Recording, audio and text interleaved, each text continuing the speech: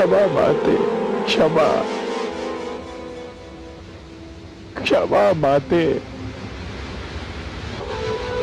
क्षमा माते,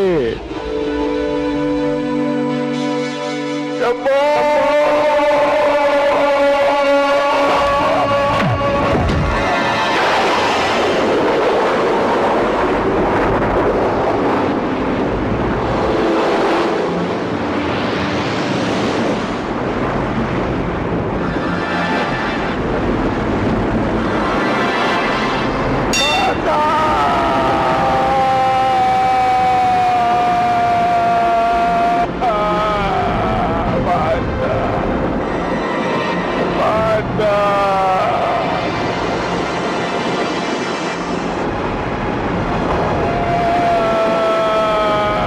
जुग जुग जियो मेरे पुत्र, जुग जुग जियो।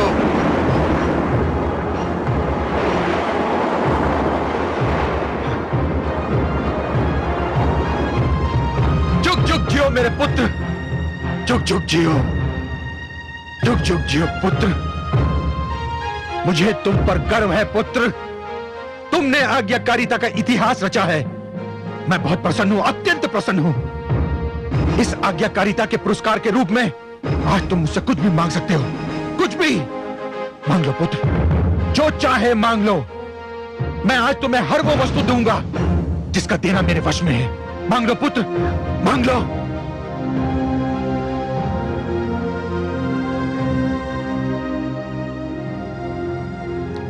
आप सत्य कह रहे हैं पिताश्री? क्या मैंने जीवन में कभी असत्य कहा है पुत्र? क्या चाहते हो तुम?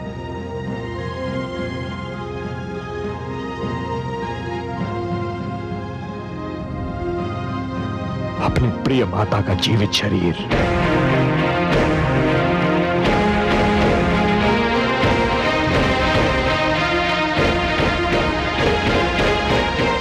क्या क्या कहा तुमने? मुझे मेरी जीती जागती माता दे दीजिए। वो माता जिसके बिना इस जीवन का हर पल मेरे लिए नर्क समान है। पिताश्री, मुझे अपनी माता के जीवन के अतिरिक्त और कुछ नहीं चाहिए, और कुछ नहीं चाहिए। अब चुप क्यों है पिताश्री? मैंने आपको आदेश पालन का वचन देने में एक क्षण का भी संकोच नहीं किया था। आप अपना वर देने में इतना संकोच क्यों कर रहे हैं? मैं संकोच नहीं कर रहा हूं पुत्र, पर तो सत्य तो यही है कि मैं इस वरदान के लिए तैयार नहीं था। मुझे समझने में देर लग रही थी पुत्र। तुमने मेरी आज्ञा का पालन किया और मुझे यह भी नहीं पूछा कि आज्ञा क्या है।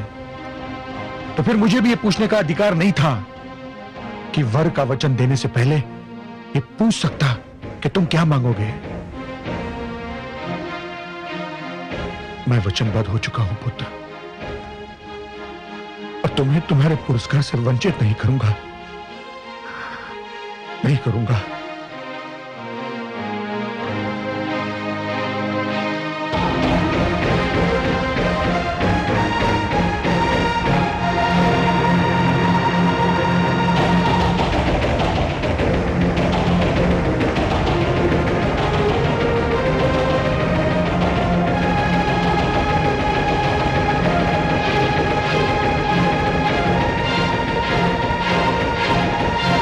कलश जल लाओ। पिताश्री, जल।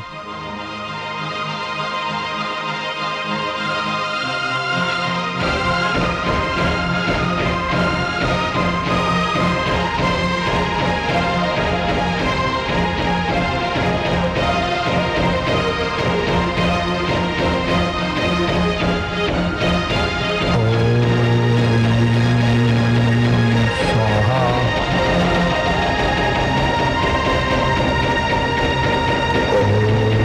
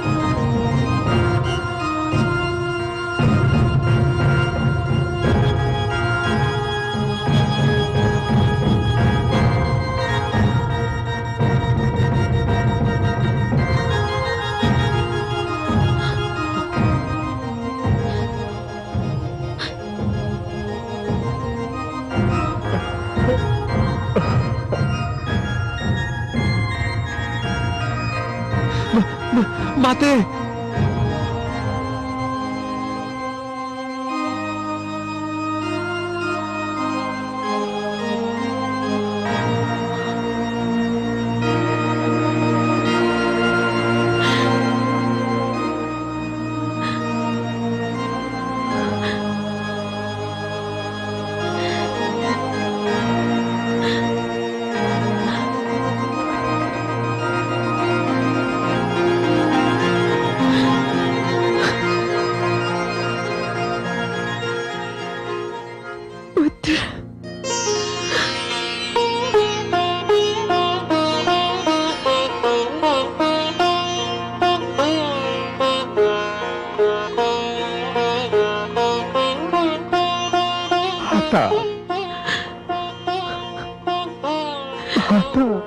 माता,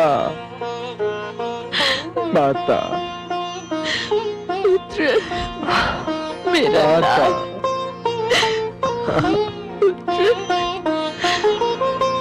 हे माता,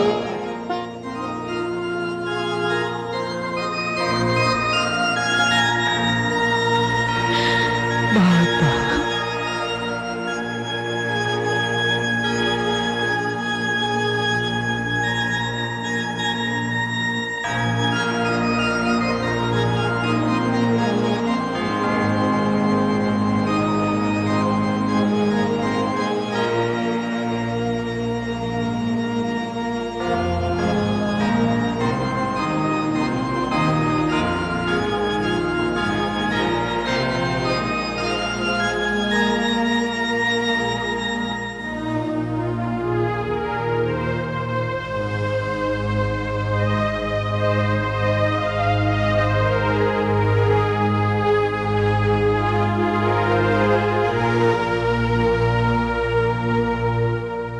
जब व्यक्ति महान बनने लगते हैं तो ऊंचाइयों को छूने लगते हैं।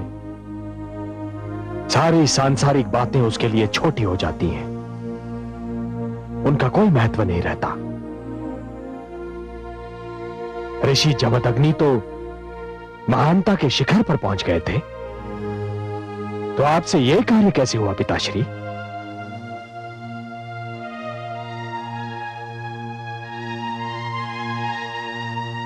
तुम्हारी माता उस दुष्ट सहस्रार्जुन से मिलने गई थी। आने में उसे विलंब हुआ। जब मेरी नित्य की पूजा का समय भी समाप्त हो गया, तब धैर्य ने मेरा साथ छोड़ दिया और मुझे तुम्हारी माता के चरित्र पर संदेह होने लगा।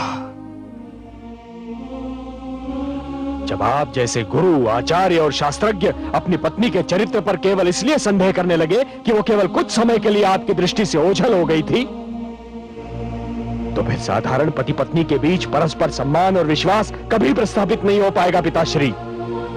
तो क्या मेरा संदेह निराधार था? सर्वथा निराधार। इस बिना सिर पैर वाले संदेह का केवल एक ही आधार हो सकता है पिताश्री, कि मेरी माता एक नारी है, और नारी के चरित्र पर संदेह करना एक पुरुष के लिए बड़ा सहज होता है। नारी को आतंकित करने का एक बड़ा सरल उपाय है। पिताश्री, आप तो एक आचार्य हैं। सर्वसाधारण को परिवार की महत्ता, पारिवारिक संबंधों की आवश्यकता और गृहस्थ जीवन को शांतिमय बनाने का संदेश और उपदेश आप ही देते रहते हैं। यदि आप जैसे आचार्य ही नारी के चरित्र पर संदेह करने लगेंगे, तो नारी के लिए इस धरती पर जीना नरक समान हो जाएगा।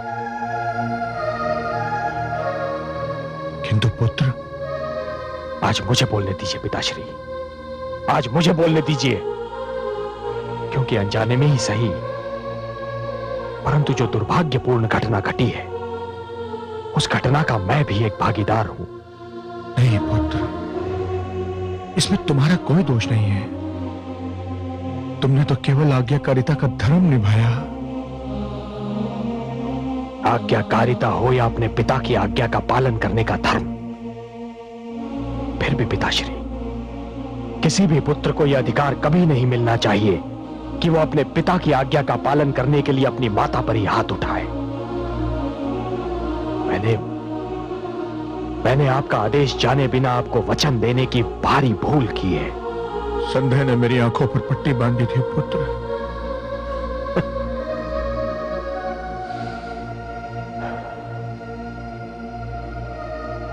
आज मुझे ज्ञात हुआ पिताश्री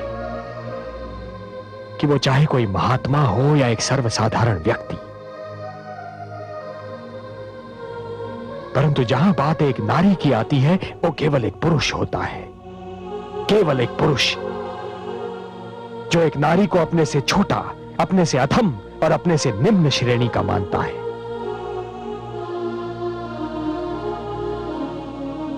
अब भूल गए पिताश्री कि मेरी माता ने आपके लिए क्या क्या किया। वो एक राजकन्या थी, राजभवन के ऐश्वर्य में उनका जन्म और पालन पोषण हुआ था, परंतु केवल आपके प्रेम के कारण उन्होंने एक ऋषि की कुटिया को अपना घर संसार बना लिया। उस प्रेम, उस त्याग और उस स्नेह का यही पुरस्कार मिलना था उन्हें? नहीं पिताश्री, नहीं। यह अन्याय केवल मेरी माता के साथ नहीं हुआ है, यह अन्याय तो समस्त नारी जाति के साथ हुआ है। घोर अन्याय, अक्षम्य अन्याय। शंभो शंभो शंभो।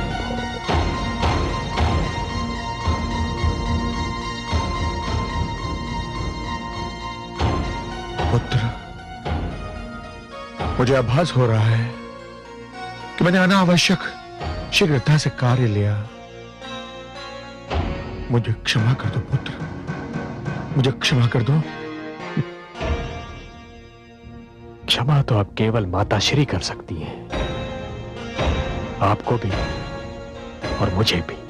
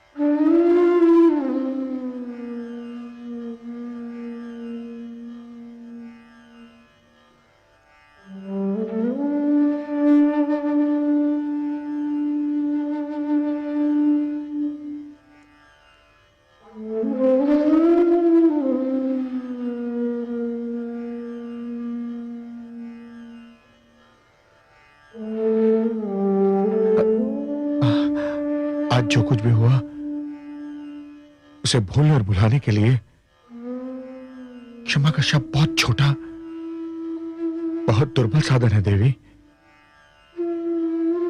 परंतु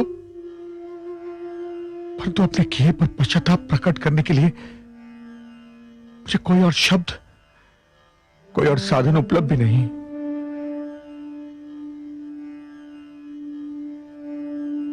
मुझे क्षमा कर दीजिए देवी, मुझे क्षमा कर दीजिए।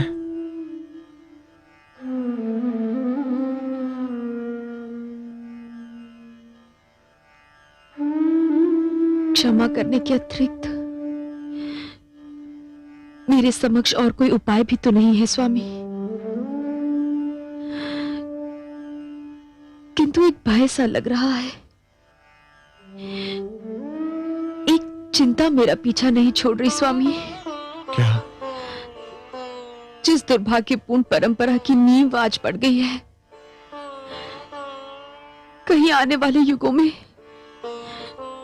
वो स्त्री पर अत्याचार का बहाना न बन जाए। इसीलिए तो क्षमा याचना कर रहा हूं रेणुका।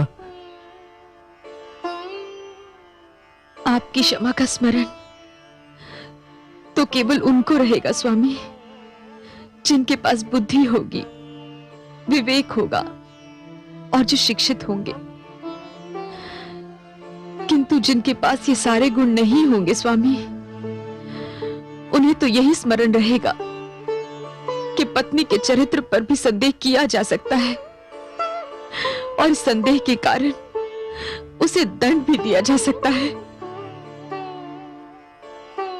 मैं भगवान से प्रार्थना करूंगा जो पल बीत चुका है वो हमारे और किसी के भी जीवन में कभी ना आए।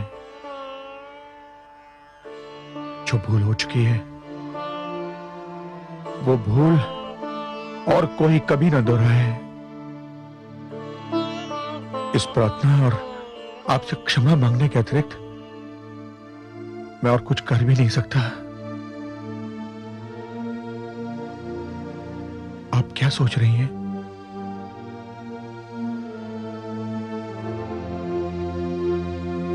सोच रही हूं कि क्या कहूं स्वामी। मेरी नम्र विनती है कि इस घटना को भूल जाओ रेणुका। हाँ स्वामी, इस घटना को भूलना होगा। इस घटना को भूलना ही होगा स्वामी। इसलिए नहीं कि आप मेरे पति हैं और मैं आपकी पत्नी, इसलिए कि मैं 5 पुत्रों की माता भी हूं। उनकी शिक्षा और उनके मार्गदर्शन का भार प्रकृति ने हमें सौंपा है, उनके भविष्य के लिए और उनके भले के लिए। हमें इस घटना को भूलना ही होगा स्वामी। विश्वास कीजिए, मैं ऐसी भूल कदापि नहीं करूंगा।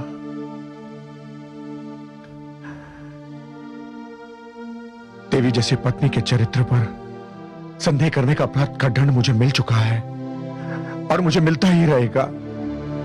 मेरी अंतरात्मा मुझे सदैव ही कचोटती रहेगी रेणुका। मुझे क्षमा कर दो, मुझे क्षमा कर दो रेणुका। नहीं स्वामी, मुझे और लज्जित ना कीजिए। मैंने आपको क्षमा कर दिया है, अपने लिए, अपने पुत्रों के लिए और अपने परिवार के लिए। रेणुका,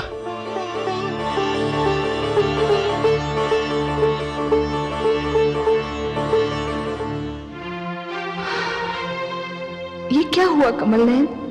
ये आपने क्या किया? मैं जानता हूं महादेवी कि आप क्रोधित हैं। क्रोधित नहीं सर्वेश्वर, मैं दुखी हूं, पीड़ित हूं। मेरे हृदय में पीड़ा की टीसें उठ रही हैं। मेरे मन मस्तिष्क का संसार डावाडोल है। ऐसी पीड़ा और ऐसी यातना का अनुभव मुझे आज से पहले कभी नहीं हुआ था। मैंने तो पीड़ा से मुख फेर लिया। उस दृश्य को देखना, सहन करना मेरे लिए असंभव हो गया था। आप सत्य कह रही हैं महादेवी। जो कुछ हुआ वो देखने योग्य नहीं था। वो दुर्घटना अविश्वसनीय थी, निंदनीय थी। वो भी आपके हाथों? नारी का सम्मान जिसका सर्वप्रिय सिद्धांत है, प्रधानतम संदेश है। हे कमल नयन, नारी के प्रति आपकी भावनाओं को मैं जानती हूँ। उन्हीं भावनाओं के कारण तो मैं आपकी पूजा करती हूँ। आपको सदा ये दुख सताता था कि आप अजन्मे क्यों हैं? किसी माता के गर्भ से आपने जन्म क्यों नहीं लिया? और अब इस बार जब आपके अंशावतार ने देवी रेणुका के गर्भ से जन्म लिया तो उसने उसी का सिर काट दिया जिसकी कोख से उसने जन्म लिया। हाँ देवी, मुझसे ये अक्षम्य अपराध हुआ है। यह अप्रिय घटना हुई है मेरे हाथों से।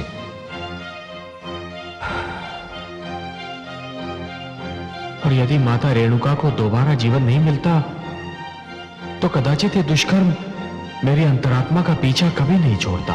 हर्ष की एक किरण न होती तो इस अंधकार में घटना के कारण सारी सृष्टि, मानव का सारा इतिहास एक गहरे और कभी न छिटने वाले अंधकार में डूब जाता। देवी, यदि नियति ने मेरे हाथों से यह दुष्कर्म करवाया था तो उसका कोई कारण भी अवश्य रहा होगा। मुझे तो कोई कारण नहीं दिखाई देता। परंतु मुझे दिखाई देता है। क्या? इस दुर्घटना से मानव जाति को एक सीख लेनी चाहिए महादेवी। वो ये कि यदि किसी कारण माता पिता के बीच तनाव उत्पन्न हो जाए तो संतान को बिना सोचे समझे हस्तक्षेप नहीं करना चाहिए।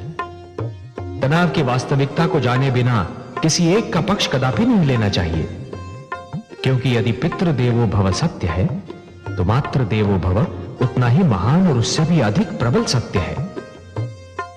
और इसीलिए कोई भी पग उठाने से पहले संतान को यह जान लेना चाहिए कि एक की आज्ञाकारिता दूसरे के लिए अन्याय न बन जाए। मुझे भी आश्चर्य हो रहा था कि आपने ऋषि जमदग्नि को बिना सोचे समझे वचन दे कैसे दिया। कदाचित इसलिए कि मुझे उनसे ऐसी आशा न थी, पर बिना सोचे समझे वचन देना एक भूल है महादेवी, जो कभी किसी को नहीं दोहरानी चाहिए। मैं तो माता रेणुका के आगे सिर झुकाती हूँ। इतना सब कुछ घट जाने के उपरांत भी उन्होंने अपने परिवार के सुख के लिए, अपनी संतान के कल्याण के लिए ऋषि जमदग्नि को क्षमा कर दिया। हाँ महादेवी, माता रेणुका वास्तव में महान है। आप कहाँ चली कमल नयन? महादेवी, मैं उसके पास जा रहा हूं जिसने एक सुखी घराने की नींव हिला दी, जिसने एक हंसते खेलते परिवार के जीवन में विष घोल दिया, जिसने एक पतिव्रता स्त्री और उसके विद्वान शास्त्रज्ञ पति के बीच संदेह की दीवार खड़ी कर दी। मैं उसके पास जा रहा हूं महादेवी, नीच सहस्रार्जुन के पास।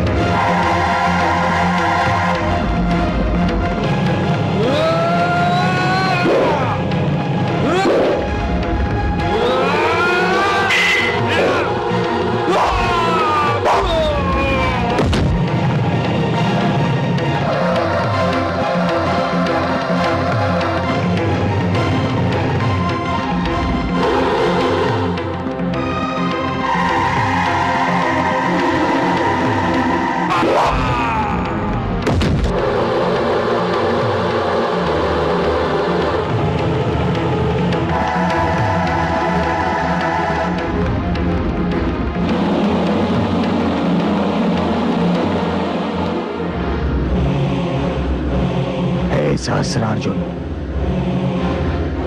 तू स्वयं को सहस्रों भुजाओं का स्वामी कहता है ना?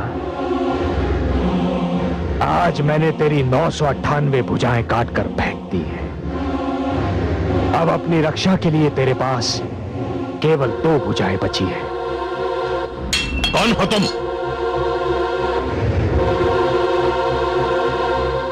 मैं वो हूं जो बाल्यकाल से तेरे अत्याचार का साक्षी रहा है। कौन है तू? परिचय दे अपना। मेरा परिचय जानना चाहता है तू? मेरा परिचय है तेरा अत्याचार। मेरा परिचय है वो अग्नि लीला जो आश्रमों और गुरुकुलों को समाप्त करने के लिए तू लगातार रचता रहा है। मेरा परिचय है उन आचार्यों, गुरुजनों, ऋषियों और विद्यार्थियों की कराहें जो तेरे आतंक का लक्ष्य बनते रहे हैं। हे कार्तवीर्य सहस्रार्जुन, मैं तेरे और तेरे वर्ग के अत्याचार के अंत की घोषणा हूं। एक अधर्मी के लिए धर्म का, अन्याय के लिए न्याय का और असत्य के लिए सत्य का प्रतीक हूं मैं ऋषि जमदग्नि का पुत्र राम हूं। वो राम जिसके हाथ में परशु है। मेरे राजभवन में पग रखने का साहस कैसे हुआ तुझको?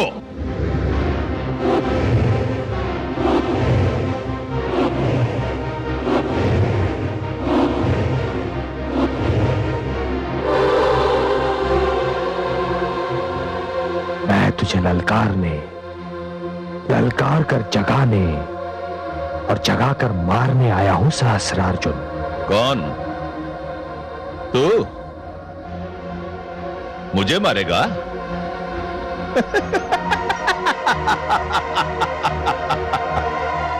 मैं तो समझता था कि यह मात्र कहावत है, परंतु नहीं, यह सत्य है कि जब वन के पशु को मृत्यु की इच्छा सताती है तो वो वन छोड़कर नगर की ओर भागता है।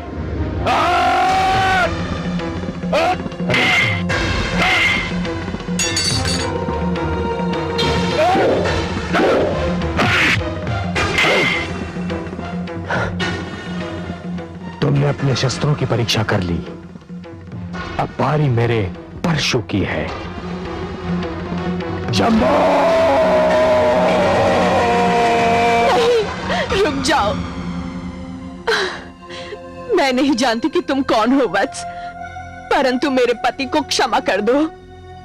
अपने हृदय पर हाथ रख के बताइए देवी, क्या आपके पति के अपराध क्षमा करने योग्य हैं? आपको तो अपने पति के केवल कुछ ही अपराध ज्ञात हैं, पर फिर भी कुछ भी हो, यह संभव नहीं कि मेरे होते हुए कोई मेरे पति का वध कर सके। मेरे समक्ष मेरे पति को कुछ हो जाए तो धिक्कार है मेरे पतिव्रता धर्म को। इनका वध करने से पहले तुम्हें मेरा वध करना होगा। देख लिया तूने जिस नारी जाति का तेरी दृष्टि में कोई आदर सम्मान ही नहीं, जिस नारी जाति को तू केवल काम वासना की तृप्ति का एक साधन समझता है, वैसी एक नारी आज तेरे और तेरे मृत्यु के बीच एक दीवार की भांति खड़ी है और तुझे अपने मृत्यु से बचने के लिए एक नारी के पीछे छुपना पड़ रहा है। कायर, धिक्कार है, धिक्कार है। हे देवी, आप मेरे लिए माता समान हैं और केवल इसीलिए मैं आज आपके पति को क्षमा दान दे रहा हूं। परंतु यह स्मरण रहे देवी कि आपके पति की आयु बहुत लंबी नहीं है।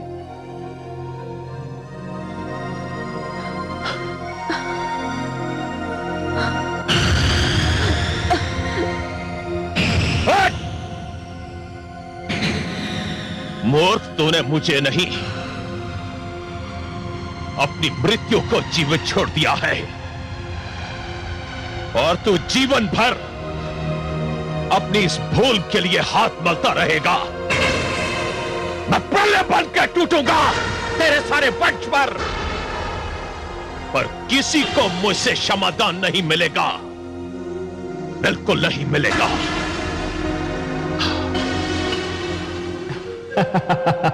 महादेवी, मैं आपको नतमस्तक होकर प्रणाम करता हूँ। मुझे क्यों कमल नयन? वास्तव में मैं प्रणाम तो समस्त नारी जाति को करना चाहता था, परंतु आप मेरे समक्ष थी तो मैंने आप ही को समस्त नारी समूह का प्रतिनिधि मान लिया। सत्य है कि बलिदान की यह भावना, ये स्नेह और निस्वार्थी प्रकृति केवल नारी को ही मिली है। हाँ कमल नयन, अपने पति के लिए अपने प्राण दांव पर लगा देना केवल नारी का ही स्वभाव है। अब देखिए ना, मृण्मयी जानती है कि उसका पति क्या है, क्या कर रहा है, पर जब उसके प्राणों पर संकट आया तो मृण्मयी ने अपने प्राण आगे कर दिए। हाँ महादेवी, नारी की यही भावना तो संसार में परिवार की कल्पना की दृढ़ नींव है और इसी नींव पर पति पत्नी के नाते का विशाल भवन खड़ा होता है। मैं महारानी मृण्मयी को प्रणाम करता हूं नारी के प्रति आपका ये सम्मान ही आपको श्रेष्ठ और महान बनाता है।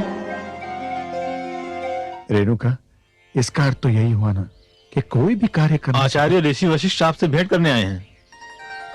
ऋषि वशिष्ठ, चलो।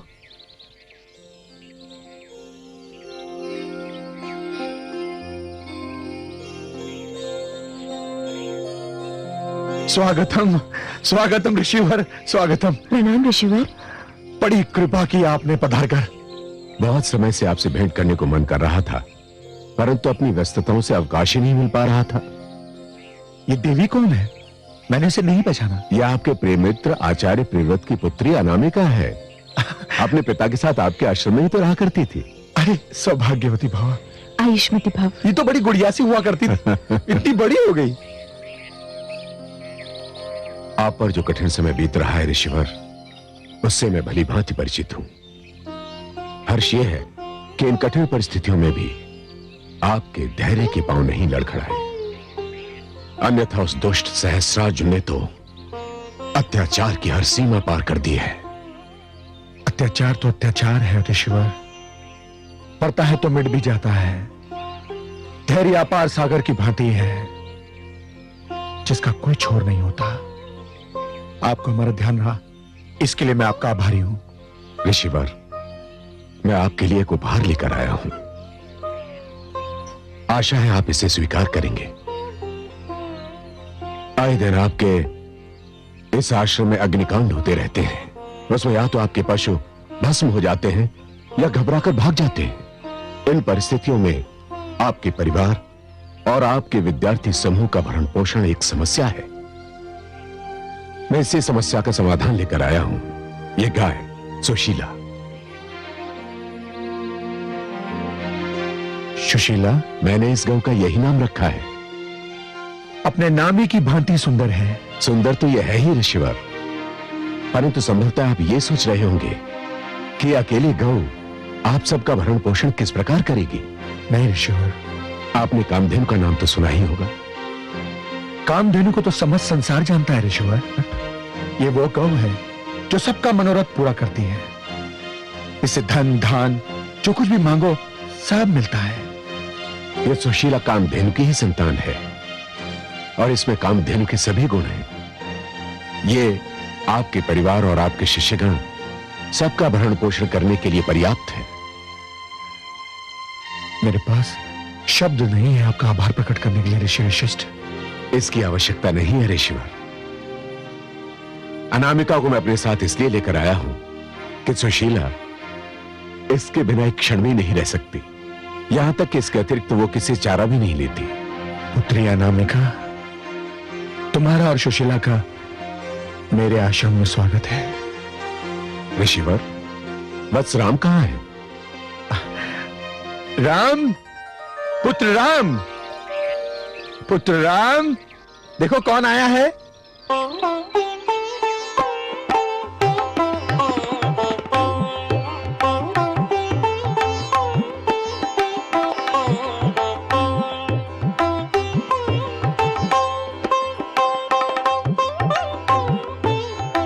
राम, ए राम, राम, राम, ए राम, राम,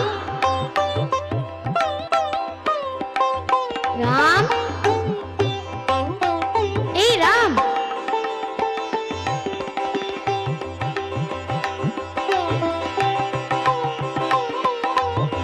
राम, ए राम।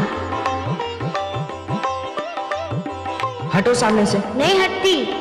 देख नहीं रही हो मैं बाण चलाने का अभ्यास कर रहा हूँ। देख रही हूँ। तो फिर हटो बीच से, वरना घायल हो जाओगी। हो जाने दो। एक तो दिन भर आश्रम आते नहीं और कोई यहाँ आए तो उससे भी सीधे मुंह बात नहीं करते। अच्छा बोलो। मैं तुमसे कुछ पूछने आई थी। शीघ्र पूछो और जाओ यहाँ से, ताकि मैं अभ्यास प्रारंभ कर सकूं। क्या पूछना है? मुझे मनुस्मृति के इस श्लोक की व्याख्या पूछनी है।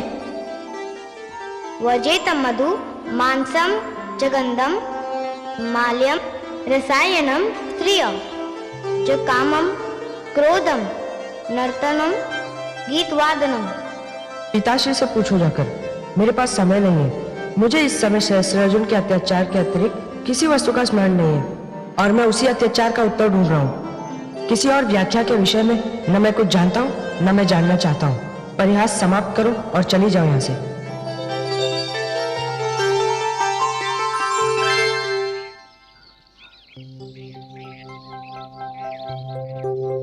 ऋषिवर वशिष्ठ, प्रणाम ऋषिवर।